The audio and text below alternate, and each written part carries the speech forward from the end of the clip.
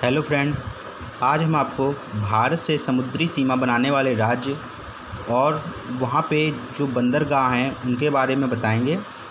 तो हम लोग स्टार्ट करते हैं। तो सबसे पहले यहाँ पे आपका गुजरात के बाद आपका महाराष्ट्र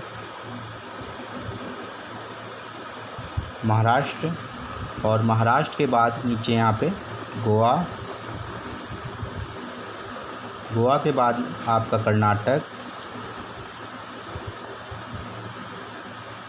के बाद केरल और इधर इस पूर्व साइड आते हैं। पूर्व में आपका सबसे नीचे तमिलनाडु, उसके ऊपर चेन्नई के ऊपर आपका आता है आंध्र प्रदेश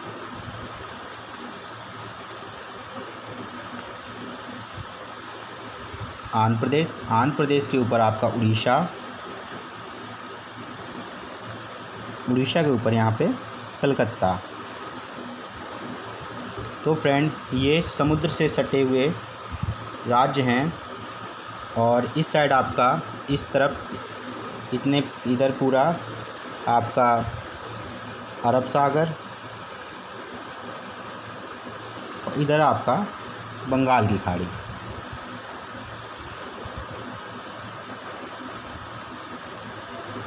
तो फ्रेंड, आपका इस तरफ अरब सागर पड़ता है और इधर आपके बंगाल की खाड़ी।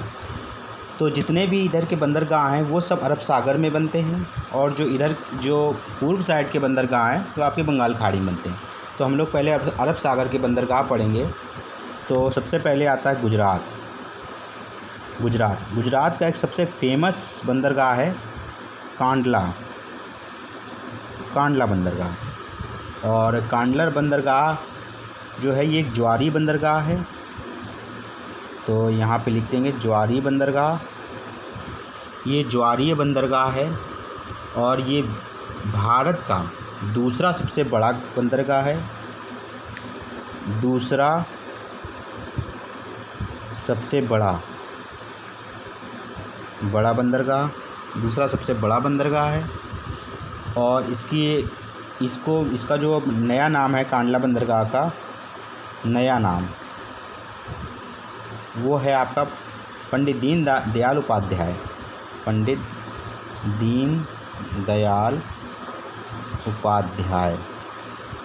तो फ्रेंड, ये आपका गुजरात में कांडला बंदरगाह पड़ता है जो एक ज्वारी बंदरगाह है और ये भारत का दूसरा सबसे बड़ा बंदरगाह है और इसका नया नाम पंडित दीनदयाल उपाध्याय है। और गुजरात में एक बंदरगाह और पड़ता है, उसको दहेज नाम से जानते हैं, दहेज बंदरगाह। तो और टोटल अगर भारत में बात करें टोटल 12 बंदरगाह हैं। तो टोटल 12 बंदरगाह हैं जिसमें से आपको 2 मैं बता चुका हूँ, दहेज बंदरगाह और आपका एक कांडला बंदरगाह। ये कांडला बंदरगाह है। ये हो गई आपकी गुजरात की बात। अब हम बात करते हैं महाराष्ट्र की। तो महाराष्ट्र पे आते हैं। तो जो महाराष्ट्र का जो बंदरगाह है वो है न्हावा शेवा। ये आपका न्हावा शेवा बंदरगाह महाराष्ट्र में पड़ता है। इसकी स्थापना 1880 में हुई थी।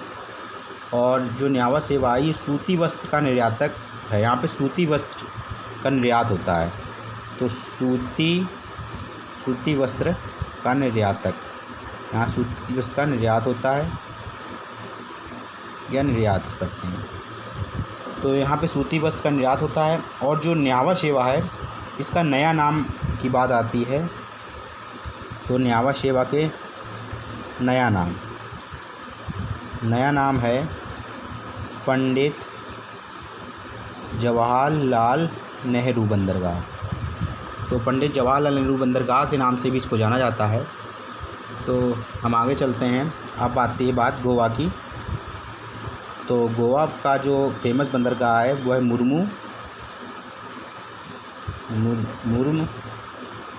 मुर्मू। इसका जो एक नया नाम है वो है आपका मारमा। इसको मारमा नाम से भी जाना जाता है, मुर्मू या मारमा। आपको कुछ भी दोनों में से एक नाम लिख के दे देंगे, आपसे बोल देंगे कि जो बंदरगाह है ये मारमा बंदरगाह कहाँ है, तो आप बता देंगे गोवा में है। और यहाँ पे सिर्फ लोहे का निर्यातक होता है, वो भी जापान के साथ। तो लोहे का निर्यात होता है यहाँ से, वो भी जापान के लिए। जापान लोहे का निर्यात होता है सिर्फ जापान के लिए। और इसके बाद आता है आपका कर्नाटक। तो कर्नाटक की बात करते हैं, तो कर्नाटक में जो आपका एक बंदरगाह है न्यू मंगलौर। ये न्यू मंगलौर बंदरगाह कर्नाटक में है और ये प्राकृतिक बंदरगाह है। तो ये प्राकृतिक बंदरगाह है, ये किसी इंसान के द्वारा नहीं बनाया गया, ये प्राकृतिक द्वारा है। तो ये प्राकृतिक बंदरगाह जो है ये न्यू मंगलौर है। और यहाँ पे भी जो है आपका लोहा इसका निर्यातक है, यहाँ से भी जापान के लिए ही लोहा जाता है यहाँ से।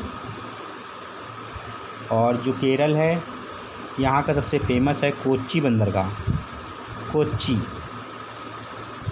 कोच्चि बंदरगाह, तो कोच्चि बंदरगाह ये केरल का है। और जो ये है तो ये भी प्राकृतिक बंदरगाह ही है, ये भी प्राकृतिक है, प्राकृतिक बंदरगाह। और हाँ, एक बात आपको मैं बता दूं कि जो ये कोच्चि बंदरगाह ये मालाबार तट पर स्थित है, मालाबार तट पर स्थित है। और झील अगर पूछेगा तो बेम्बार झील पर है। अगर तट पूछे तो मालाबार तट और झील पूछे तो बेम्बार झील। तो और हाँ, ये जितने भी बंदरगाह हैं ये सारे बंदरगाह आपके अरब सागर में गिरते हैं। अब बात करते हैं बंगाल की खाड़ी में गिरने वाले, तो तमिलनाडु में आपका पड़ता है एन्नौर बंदरगाह।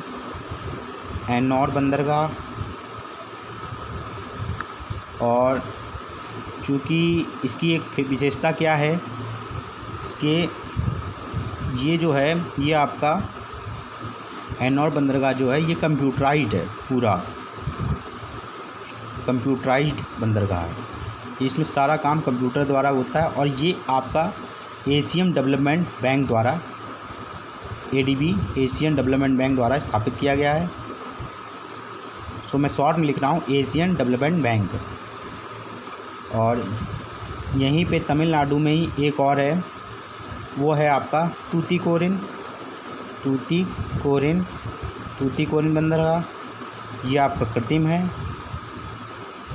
ये आपका कृत्रिम बंदरगाह है। और इसको उछला बंदरगाह भी कहते हैं, उथला। ये सारे बंदरगाहों में एक इकलौता एक ऐसा है जो उथला बंदरगाह है। और एन्नौर बंदरगाह एक ऐसा बंदरगाह है जो कंप्यूटराइज्ड है। और इसका जो तूतीकोरिन का नया नाम पूछा जाता है, नया नाम, तो नया नाम आपका है B.O. चिदम्बरनाथ। तो B.O. चिदम्बरनाथ इसका नया नाम है। आते हैं चेन्नई में, तो चेन्नई है जो यहाँ का जो इसका नाम है चेन्नई बंदरगाह। तो ये तीसरा सबसे बड़ा है, बड़ा बंदरगाह। तो इसका नाम ही है चेन्नई बंदरगाह से। और ये कृत्रिम है, कृत्रिम बंदरगाह है। और इसकी स्थापना 1875 में हुई थी। कृत्रिम बंदरगाह की बात हो रही है। और इधर वाला जो था ये प्राकृतिक था, इसलिए वो पहला था। यहाँ पे पुराना है ये, तो कृत्रिम है। कृत्रिम में अगर बात करेंगे तो ये पुराना है कृत्रिम में, इसलिए कृत्रिम की बात करें तो ये कृत्रिम में सबसे पुराना, तो ये चेन्नई का है सबसे पुराना। और उसके बाद बात करते हैं आंध्र प्रदेश की। तो आंध्र प्रदेश में जो बंदरगाह है उसका नाम है विशाखापत्तनम बंदरगाह। यहाँ पे क्या होता है, विशाखापत्तनम में जलयान मरम्मत और बनाए जाते हैं, और मरम्मत और बनाए जाते हैं। तो यहाँ पे जलयान की मरम्मत होती है और यहाँ पे जलयान बनाए भी जाते हैं। तो फ्रेंड, यहाँ पे ये एक इकलौता ऐसा बंदरगाह है जहाँ पे जलयान बनाए और उनकी मरम्मत की जाती है। अब बात करते हैं हम लोग उड़ीसा की, तो इधर लिख देते हैं उड़ीसा में एक बंदरगाह है पारादीप बंदरगाह। ये उड़ीसा में इकलौता एक बंदरगाह है पारादीप। इसकी ज़्यादा कोई ख़ास विशेषता नहीं है। और फिर आपका कोलकाता में एक आता है, इसका नाम कोलकाता या हल्दिया बंदरगाह है, इसको इसी नाम से जाना जाता है। और इसकी विशेषता है कि ज्वारी है, ज्वारी बंदरगाह। और सबसे बड़ी बात इसकी ये है कि एक नदी पे बना है। ये बंगाल की खाड़ी में ना बन के ये नदी में बना हुआ बंदरगाह इकलौता, जो कि हुगली नदी में है।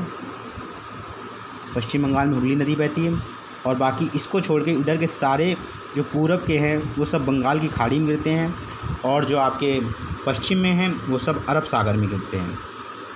तो